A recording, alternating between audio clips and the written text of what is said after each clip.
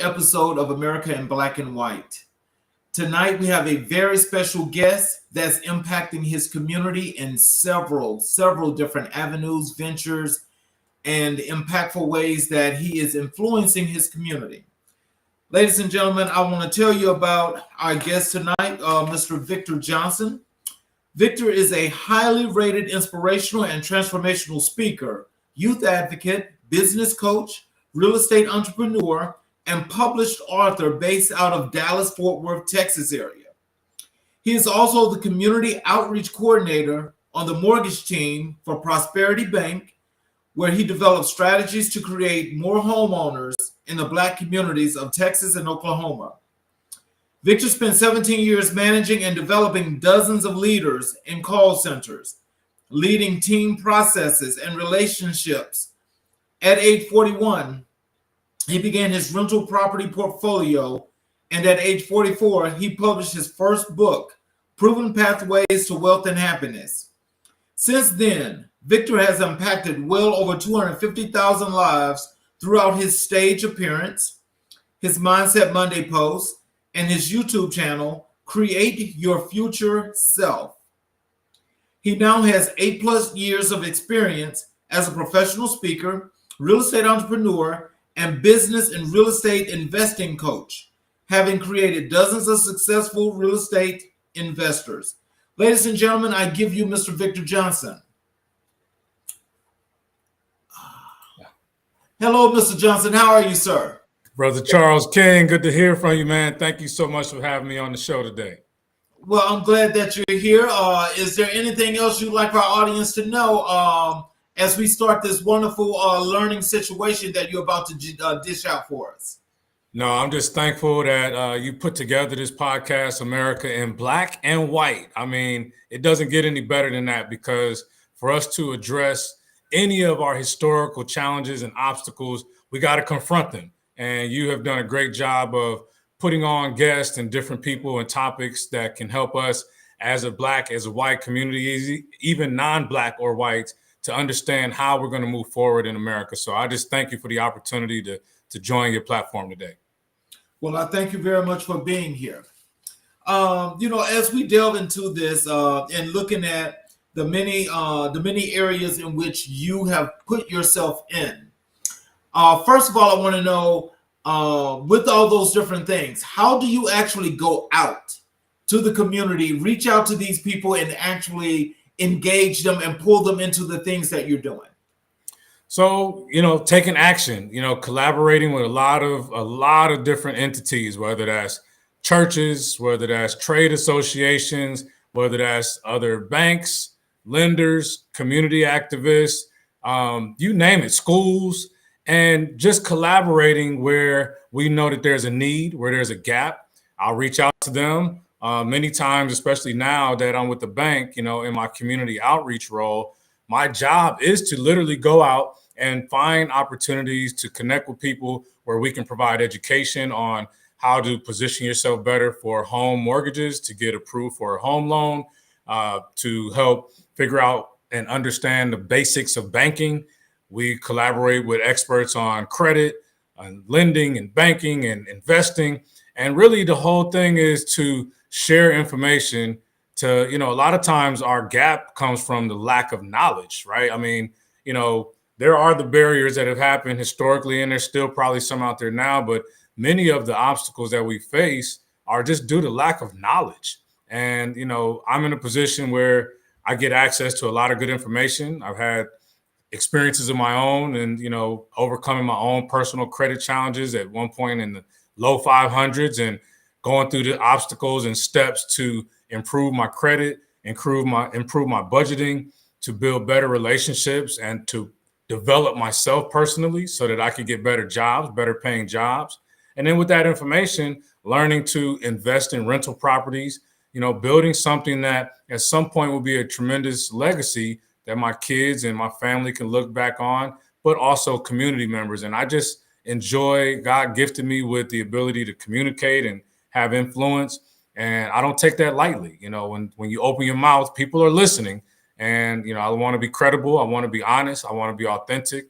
And I want to have something that can add value. And so I just collaborate with anybody that's aligned with those things. So, as we're talking about the real estate part, tell me, how did you get to work with the community bank to create the program that you created, and what's been the impact of that? So the first part is how I got connected was, you know, when you're consistent and you do the work that you're supposed to do, you know, people notice, people pay attention to it, and opportunities will present themselves. And you know, the good book says that your gift will make room for you. And probably a year ago, the bank decided that, you know, as all banks, they had to do more to help our Black community from the lending perspective, not just with mortgages, but commercial, small business loans, even bank accounts. They had to do more in the places that they're chartered, and they call that your CRA requirement, the Community Reinvestment Act. Community Reinvestment Act requires that financial institutions must do enough work, whether that's through lending, through sponsorship, through volunteerism, in the communities that they are chartered. And so the bank took a different approach, Prosperity Bank, and said, you know, not only are we going to do those requirements, but we're going to build a team to ensure that we're not just showing up as a lender. Like, we really want to contribute. We want to, you know, volunteer. We want to, you know, make a difference in the community. And my name came up as somebody who was already doing that. And, you know, we got to this point where it was a good pairing for my talents and what they had going on. And, you know, we're able to help a lot of people by, again, doing these different events. I'm part of a team of only 3 of us, and we cover the entire state of Texas and Oklahoma, over 280 banking centers. But it's 3 of us that run our community outreach team. And we have created a program called the Empowerment Series. And the Empowerment Series is 6 different financial literacy modules where we go over everything from the basics of banking, your FICO scoring and how that impacts your life, to the full home buyer perspective and process, to small business loans, and also for what we call condos and classes to educate, you know, young adults on how they can become homeowners and investors in their early 20s, you know. And so we're able to take this program and partner with Black churches and trade associations and different groups to educate the community. You know, if people decide that we are a trustworthy and credible resource to get their lending from, that's all the better. But really, it's about making an impact positively. And we've seen a great response, just again, being consistent. And we're seeing people take the steps that they need to move the needle with their finances, with their, you know, ability to purchase a home. Wow. That sounds like a whole lot, but It is. How is it that you 3 guys can cover 2 states like that? What's the plan? What was the strategy behind that whole thing? Right. So the strategy is to leverage the partnerships with our banking teams, right? So reaching out to the banking centers and make sure that they've already got the relationships with the customers that they're working with. They also know their landscape, their market better than we do, but we educate them on the ways that we're going to be a difference maker in the Black community, particularly. And, you know, we got trust issues, especially when it comes to banks. So this is a slow roll. We're not just jumping out here, hey, come to us and get money. No, it's about, again, educating, building credibility, showing that we're truly authentic and we're there. And so we partner with the different banking center teams, the mortgage lenders in those areas, the other relationships that they may already have with Black chambers. Also, my director, she is out of the Houston market, and she's the executive committee chair on the housing committee for the NAACP. So she's already got the trust there, and we've been able to, you know, leverage that partnership with their, I think it's over 100 chapters just in Texas alone. And yeah, we're getting out here and getting after it. I mean, I'm in Jacksonville, Texas this past Saturday. A week ago, I was in Austin, Texas. You know, I'm in Frisco, I'm in Plano. I mean, you know, we're getting all over, but we're also educating those banking center teams so that when we build those relationships, they can continue to nurture and, you know, add value to those folks. So that was a big part of it. And honestly, you know, just being truthful, a lot of it takes educating, you know, the bank that, Black people are not just what you call LMI, not just low to moderate income consumers. We got affluent, we got middle class, we got people just like every other race in all financial sectors. And so part of it is also making sure that people in those middle and upper class sectors understand that we are a resource. We are the second largest land lender in the state of Texas. And, again, we've got great products and we just want to make sure people understand this stuff. But even if they don't borrow money from us, we just want to leave a footprint that we have made a difference from the educational side of finances, because many of us, we miss out on that. We don't have it in schools. So we get out and make sure that we can share the information so that people can make a difference for their families. So how long has this program been in existence? So the Empowerment Series, we just kicked it off January 2024. I've been with the bank since the summer of 2023. And, we have really hit the ground running. We've made some tremendous impact. It seems like a small team of three, and we're actually looking for somebody in the Austin market. But we've been tag teaming the Central Texas area, and that's been going on again since last summer, 2023. So, what are your numbers looking like now as far as your Black purchasers for homes in the state of Texas? How is that looking? Well, it's slowly increasing. Part of it is the market in general. Like if white people, Hispanic people, Asians, Blacks, a lot of people are squeamish to purchase right now because interest rates are different than they were during the pandemic. Even though, we've never really seen 3% and 4% interest rates in the mortgage market outside of that spectrum of time, people still are like, whoa, they're 6%, they're 7%. So they're like, it's not the right time to buy. So that's part of it. But we're starting to see interest rates come down, especially from where they were in the fall of 2023. The other part of it is the affordability factor. Home values have shot up through the roof over the last 2 to 3 years. So there's that part of it. If people are still earning the same amount of money they were earning pre-pandemic or even during the pandemic, it may be harder for them to buy homes that are now 10, 15, 20, even 30% in some parts of the country higher than they were during that time of period or, prior to the pandemic. So you still have that going on. But to answer your question more specifically, what we also have done is created a loan product that we call Access. And what that is basically those homeowners that are in majority minority census tracts, we have created a product that will help them to maintain the same interest rate that they may have acquired during the pandemic at 3-4%, whatever it was, but you can still leverage the equity through a home equity line of credit or an equity loan. And we've been able to help people from that perspective.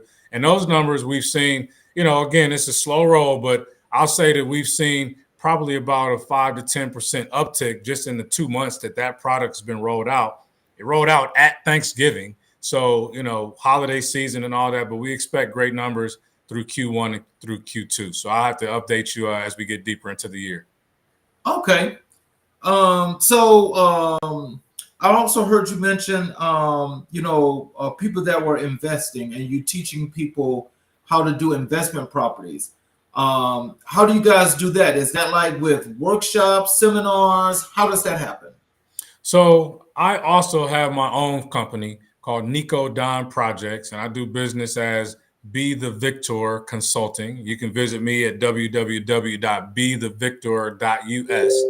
And that's what I've actually been doing for the last 8 years. My wife and I have been buying single family properties and duplexes, renovating those and renting them out. So because of my experience and the training that I've had and the 10,000 plus hours of actual real estate investing that we've done, I've been able to, on a select individual basis, work with individuals that want to get involved with real estate investing on the residential side of things. And so I've been able to still take on a small select group of clients that are serious, that want to move a little bit faster than, just scrolling on Instagram and TikTok or YouTube to learn this information, actually have somebody guide them through the process. And so I've been able to do that through my business entity and through other, again, partnerships that I have in the community to help me to be a good resource for folks that are looking to get involved with real estate investing. From the bank side of things, we do have commercial lenders that can walk them through the best strategies, the best loan products to pursue real estate investing. And there are tons of ways to do it, but that is how I've been able to use my experience, expertise, and resources to help people to get involved with real estate investing on the residential side. Wow. So that's actually interesting. How many new companies or groups of people have you guys actually, if you just can take like a small sample size, like what's the percentage of those people that you've got into investing? So I now only take on 5 clients per quarter because I spend 90 days with individuals and walk them through the entire process of the analytics, how to identify the right properties, what is the strategy for financing those properties, how to find and manage those investment properties. And so I've only taken on 5 at a time. Again, I have a couple of team members that help me with that part of it. Over the last 4 years, since 2020, I have coached 36 individuals, and I would say that 60% of them have successfully purchased their first investment property, if not their second or third by this point in time. So I'm not a big conglomerate. I'm not like some of these bigger names where they're going to charge you $150,000 and give you a bunch of books and videos and go at it. I'm actually walking people through the process, helping them. I had a guy call me for an hour last night on his first deal, and he's nervous. Of course, we've gone through all the steps, but he's nervous. He's actually doing it. And I take that time to really help people while they're actually doing this stuff. And so those are real numbers. And that's, something I'm passionate about, is seeing people to be able to purchase real estate, because I've seen how it changed my life and my family's life by getting involved with investing in rental properties. So I noticed here another one of the many things you do. It says that you are a youth advocate. What is that?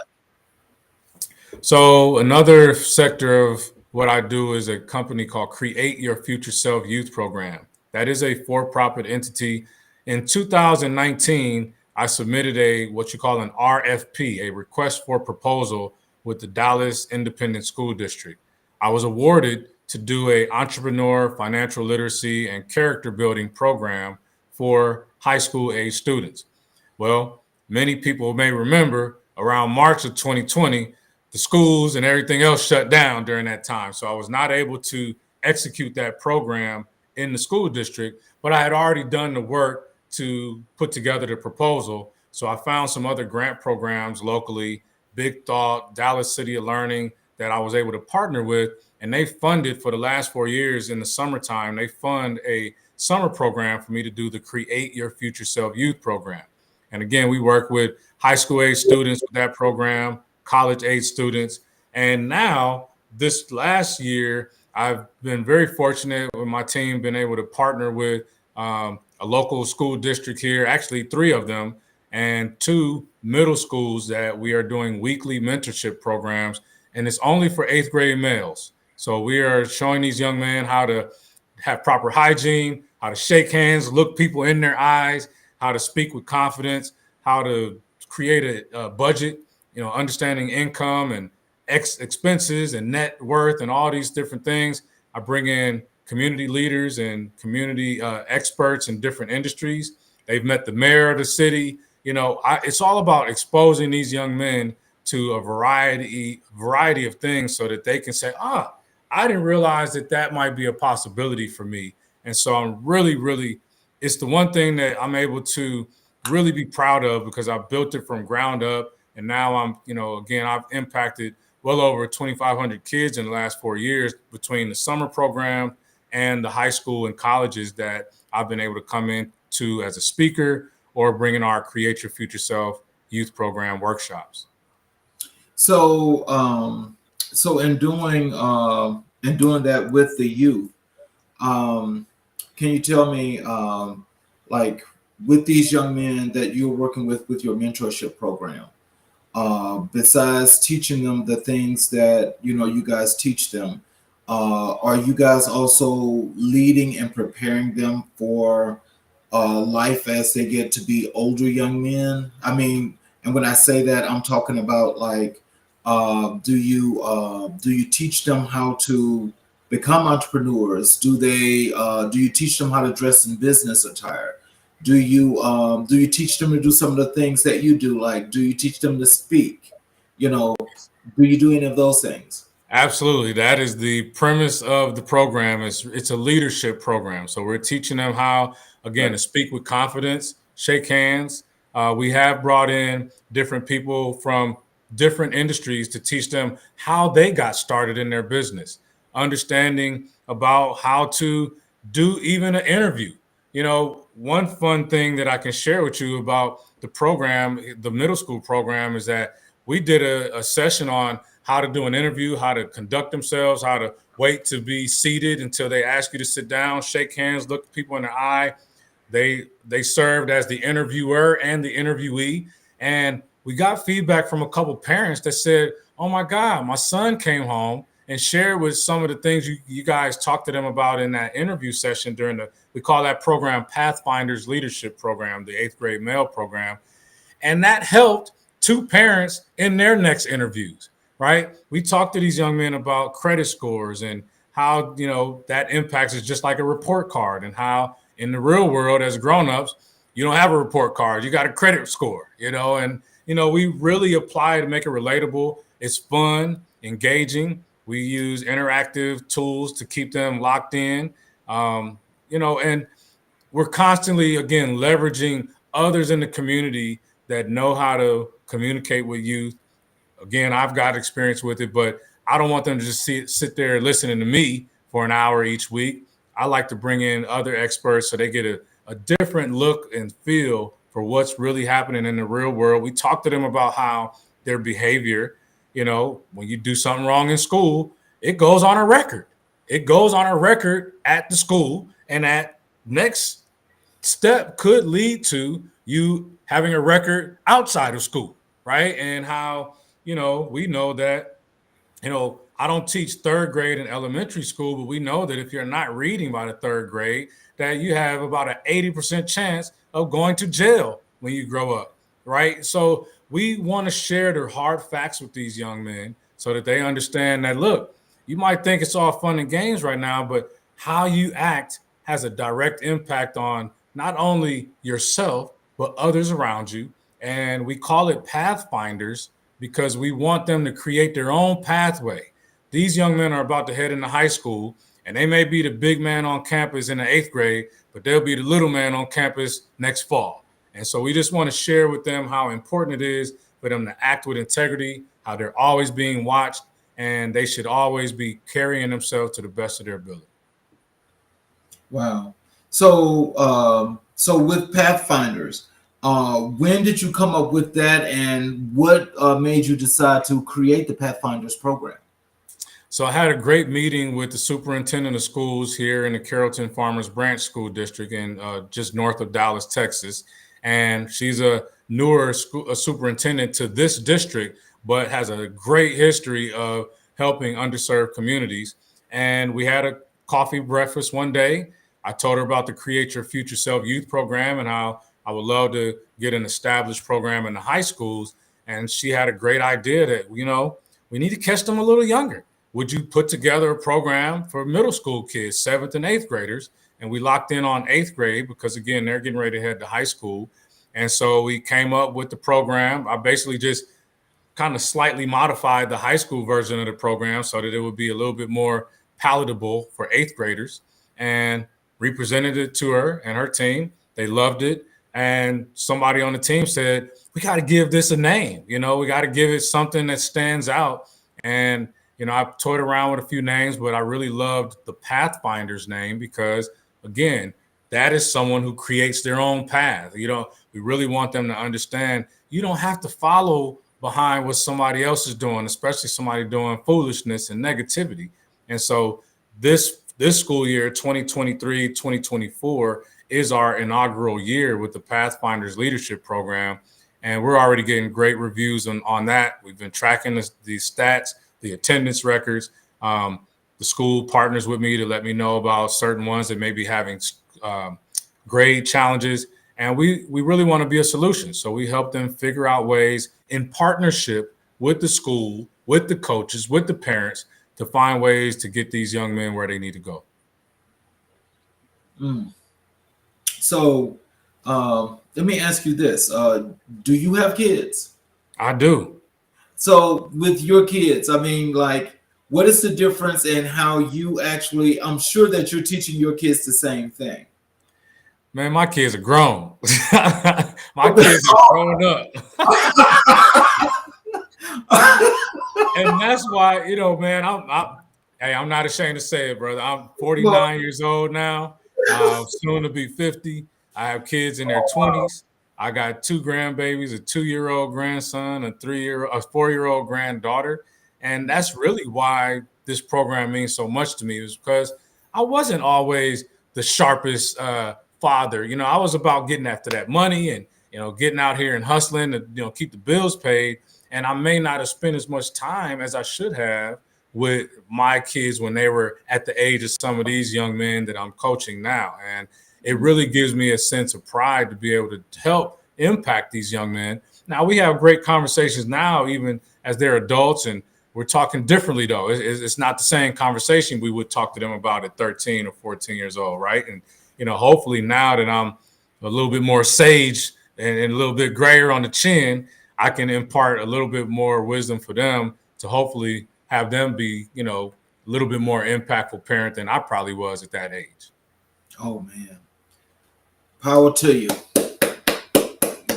This is what happens. These are the good things that people need to know about. Yes, sir. So, who was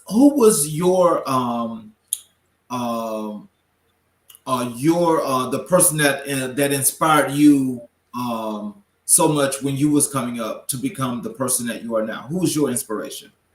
I give a lot of credit to quite a few people, so bear with me here. One, my mother, Valerie K. Lewis. She was, single mom her entire life. Well, she got married to a gentleman when I was 5 or 6 years old, but for the most part, she was, a single mom. My father was involved. He was involved financially and did some things there, but she would be the first person that I would say.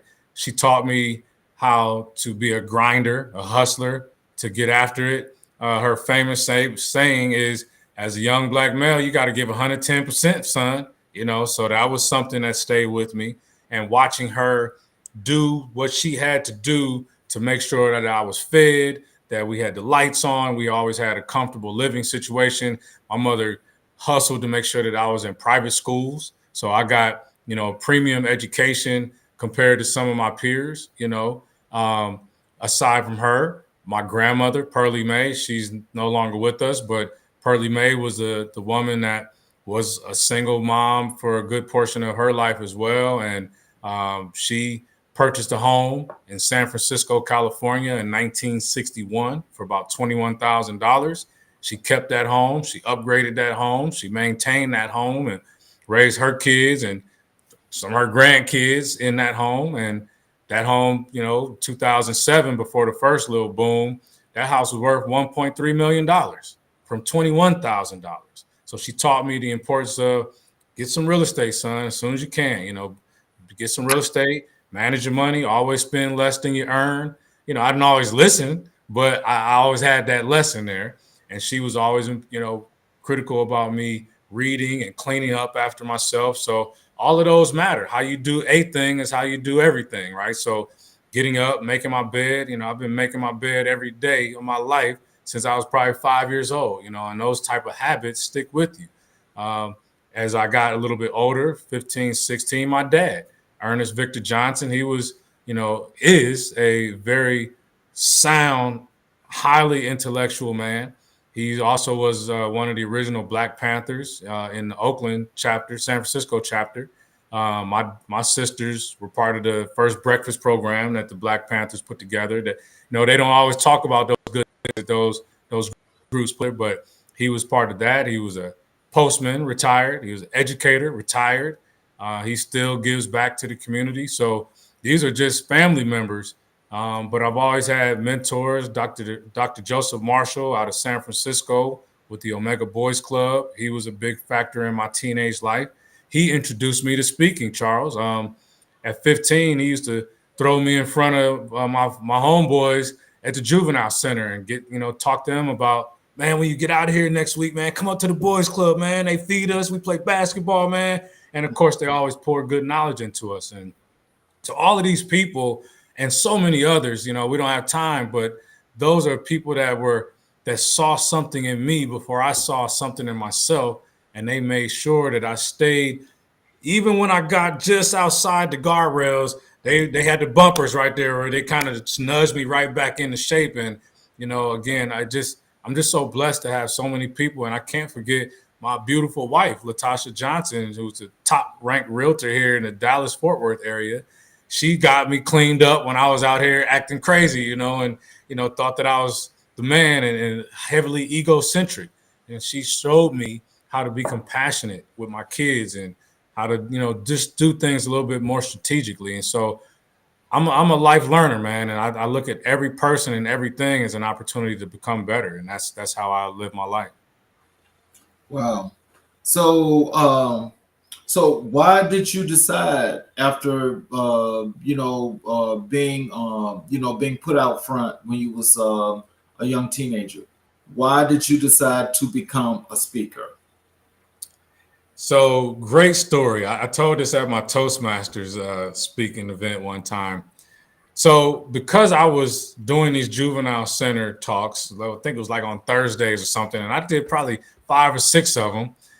Dr. Marshall thought that I was doing pretty good, that I could speak with confidence, if nothing else. And I had a pretty good command of the English language, again, at 15, 16 years old. And then an opportunity came up where he sent us to a Black college tour that took us to Howard University, Norfolk and Hampton up in the DC, Virginia area. This was 1990. Okay. So I had an opportunity to speak in front of the National Black Caucus that particular weekend.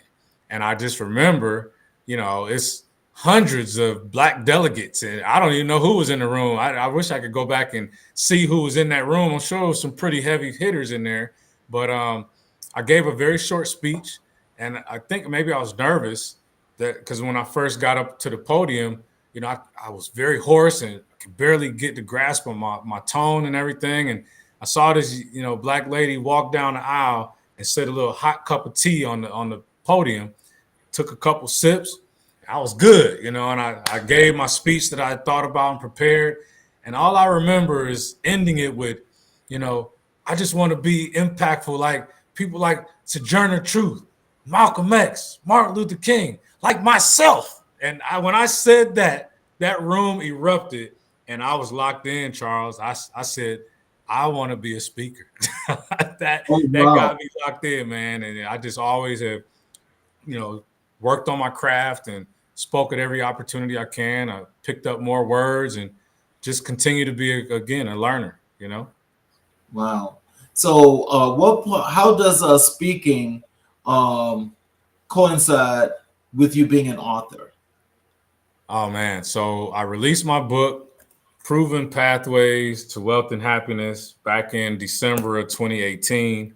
And again, it's about my journey of improving my credit score and improving myself and getting better jobs, and then taking that increased income and investing into rental properties. So it's kind of a mindset journey, the book itself. And so when you release a book, well, people want you to talk about the book. And so I got a few invites from the colleges locally. Hey, would you come out and talk to our, male achievement group at Dallas College? Or, just different people invite you out. And again, that was really something I was very serious about doing on a professional level. Like, I really want to be a paid speaker.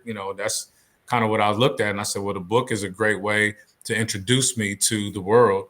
And people started calling me to come out, and just so happens I'm a pretty effective speaker. And so, that has allowed me, is put me in rooms that I otherwise may not have been able to get into. And one thing I'll tell your listeners, you truly are worthy of whatever your gift is. Like, you got to really step into it, and don't be so afraid that people are going to judge you. They're going to judge you anyway, whether you're good or bad. So just go do it. Do what you got to do. And as I started getting out and doing more, started meeting more people, and I got a lot to talk about. I bring a lot of value because I'm constantly reading and researching and living and trying and failing and losing and winning. And all these things have given me enough ammo to get out here and be a great speaker. And so now I have an opportunity. I've been, full-time entrepreneur, employed entrepreneur. So a lot of entrepreneur groups will call me out and they'll pay me to come speak to their room of folks to lead them with true value, actionable items that they can walk away with and apply to their life right then and there. And so that has helped me to expand my speaking career. Tell me, how does it feel to impact lives the way you have? It really is a blessing, man. I couldn't have imagined it happening this way. It's one of the things that I say is that I just would love to leave more than I take from this earth before I leave. And, I get an opportunity now, especially now with the bank. I'm doing a speaking event 4 or 5 times a week, just even through the bank, or whether it's platforms like this. And, what really makes me feel good is when somebody reaches back out and says, hey, man, something you told me at that speech 2 years ago caused me to take action on something, and now I'm doing this. Or even better, I've not only done this, but I've been able to help several other people from that. Like, it's that gift that keeps on giving. And, it's just a great feeling, man. And I'm just so blessed and thankful to be in this situation. I wake up every single morning thanking God that I have this opportunity to have an influence, to make a positive impact. And again, I don't take it for granted. I don't want to ever misguide people. So I always want to make sure I'm just speaking from real life truth and things that I've lived myself. It's a great feeling. It really is. So, I guess to make it a whole lot more personal, do you feel like you are impacting lives? I know I'm impacting lives. You know it. I know it.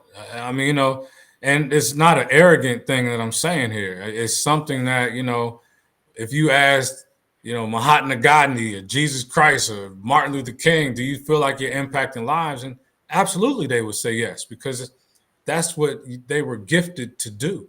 And what I believe is, if you're gifted to do it and you don't do it, that's the sin. That's you're holding back that opportunity that you were gifted with. And I know I'm making an impact. I know I'm making an impact with these young men. I see their faces. I see how they respond. I see how they look when we bring in a guest speaker. I see that when they get a chance to speak to the mayor, the highest elected official in the city, when maybe their parents have never even met the mayor. And they taking selfies with the mayor and shaking hands and, hey, can you put a basketball court up the street? That's impact, man.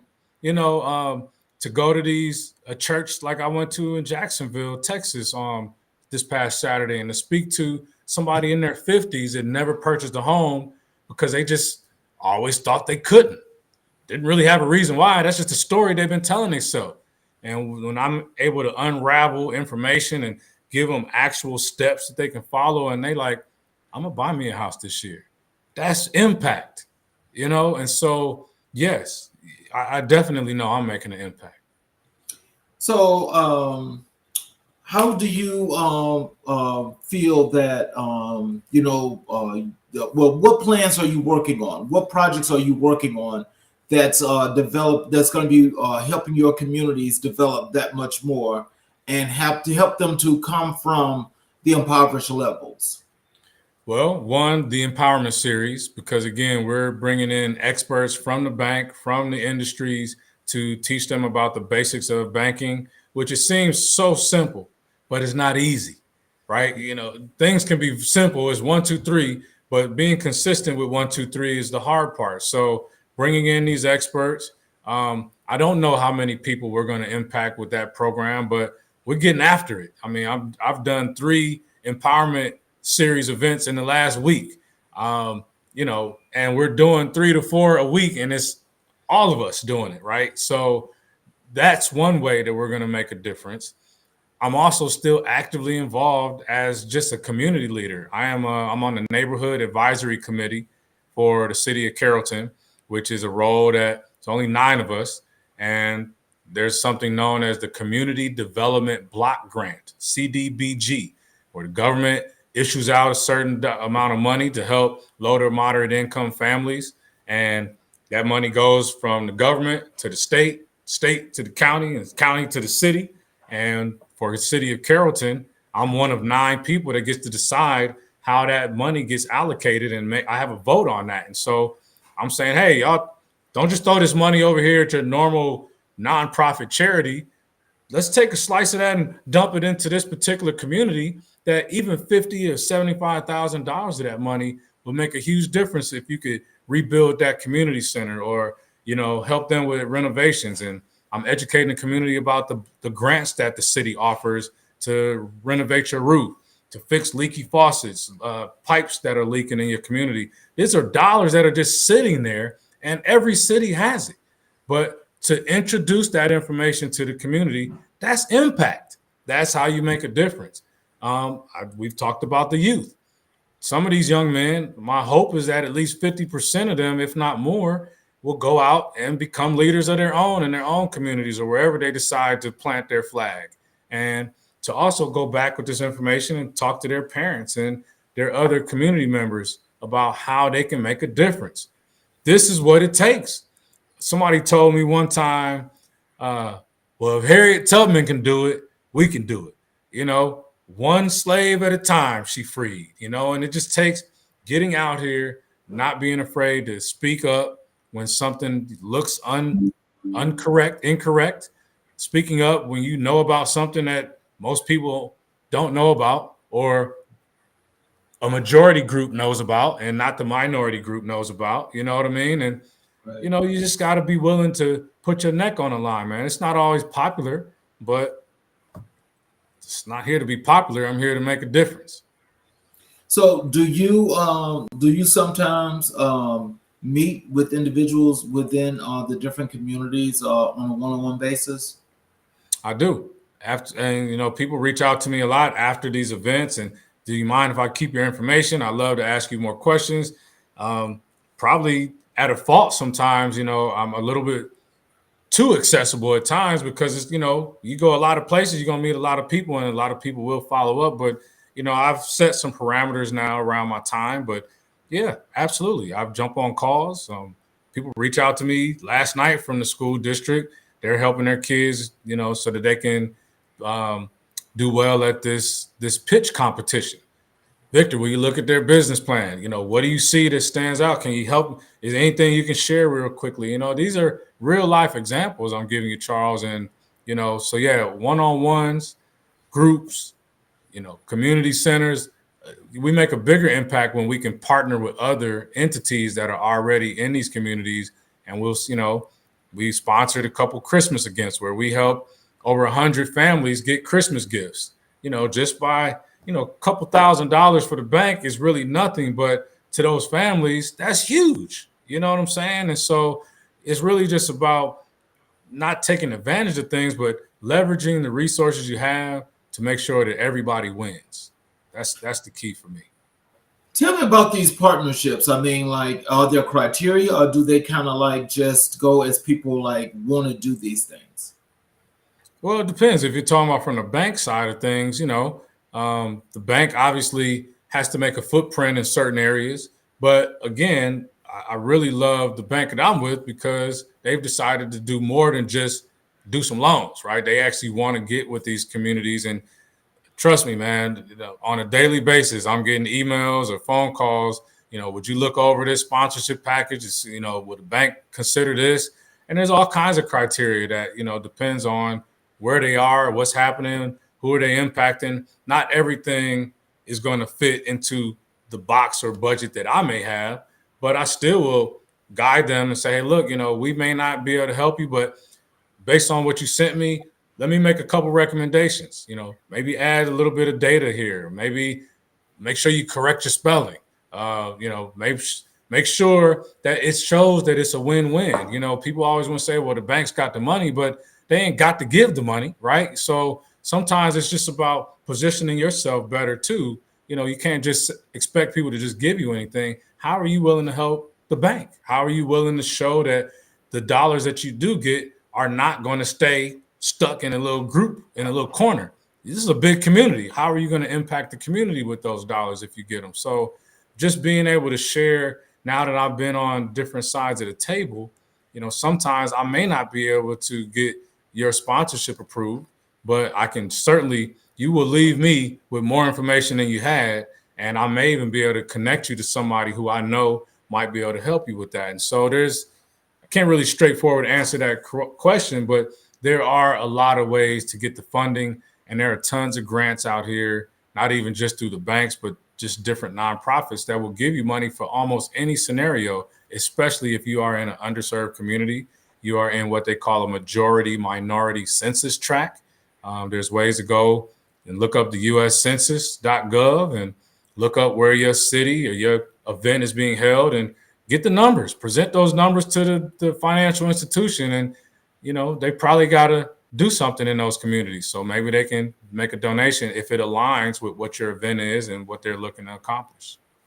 Oh, wow. So it seems like you guys are actually building Texas out as large as it is already. So And we're doing our part. I don't know how much more that could be, but hey, that's a lot. So how do the mentors that work with you when you're doing the mentoring and so forth? How do you pick your mentors that help you out? Thank you so much for asking that question, because that is exactly where I'm at right now, is adding more mentors to the program, really vetting them out. So, I am part of a nonprofit organization also called King's Accountability Group.org. King's Accountability Group is a 501c3 based out of California. Some brothers that I've, connected with and I grew up in California. So a couple of those guys are guys that I was already connected with over time. We started out as just a Sunday accountability call. A couple of years ago, we decided, and we're up to like 50 members, and guys are in all kinds of parts of the country. Let's start a 501c3. So we started that. That organization, we are big on gratitude and mantras and holding each other accountable to our goals and setting our what are our SMART goals for the upcoming week? What are the wins that we had the past week? It's just a safe place for men to share and grow with each other. And so part of the criteria for the mentors that I'm looking at, especially for the men, for the Pathfinders group, is I want them to become at least involved with that organization, where they can at least be on there for 3 calls before there is a membership for that, an annual membership, but we provide tons of resources there. So that's one of the criteria that I look at. Obviously, a clean background where they have not had any issues with children is a huge one, or even felonies, because the school districts won't allow for that. That's another criteria. And then having a desire not just to be a speaker or to try to make some money somewhere, but to actually want to make an impact on these young folks, right? So those are, a lot of it is just feeling people out, see what their energy is, take a look at what they've been doing, and are they consistent, or are they just trying to, get a gig? You know what I'm saying? And so I am building that out now, where we can add some mentors to the Pathfinders program here in the Dallas, Texas area. But this program, we want to expand it to Texas and then expand it out further than that, again, through some strategic partnerships. But those are the initial criteria that I'm looking for. So, but with that being said, I mean, like the ones that you have now, did you vet them fully to the point of where you're going now, that they had to really get through this tough test before they were able to do this? So I only got 2, because we just kicked off the Pathfinders program this year. So the 2 that we got, yes, we did. They followed that same format, and I'm building that out so that, again, we can attract more that want to be that. Now, there are people who get involved and come in as a guest facilitator or guest speaker. They don't necessarily have to go through that. They do have to follow the the district's background check, criteria, which is, they're going to gather some personal information, run that against the database, and if something comes back, they're not going to be able to come in. But everybody we've had that asked about doing it and that I wanted to bring in, they've all passed that background check. And so those people, they're not actual mentors from our program, but they may be a mentor for a day or, something along those lines. So those folks have had to pass the background check. Oh, wow. And staying out there in the Southwest, can you tell me why Oklahoma instead of Arkansas? That's a great question. That the bank is a regional bank, so they have been in the Texas and Oklahoma area. I don't think at this time that they have plans to expand out to Arkansas. They have a huge footprint of over 280 banking centers between the two states. This bank is one of the top 10 in this region and top 25 nationally. Over $40 billion portfolio, and they have acquired some other banks over the time. And so as the footprint that they've chosen, they know this market, they know this region, and they've been successful with what they're doing. I have to get back to you on why they haven't selected Arkansas yet, but they are a Texas and Oklahoma bank. Okay. Well, sorry to disappoint you. No, actually, no, that's interesting. The reason why I asked that question is I know that Arkansas and Texas are just so much more closer, just like Texas and Louisiana are. But Oklahoma, even though it's close, it's like further away than those two places. That's why I asked that question. Good point. Yeah, that is a good question. I think it's really related because this bank has done tremendous with land and farm. And so those two states have a great footprint of that. And I think that was kind of the strategy, but I don't know. Okay. Well, so in closing, can you tell our guests how is it that they're going to be able to make a connection with you if they got questions, things of that nature that they want to get in touch with you? How can they do that? They got to visit the website, www.bethevictor.us. Bethevictor.us. Be the victor in your life. Be the victor in your finances. Be the victor in your business, in your health, in your marriage. Bethevictor.us.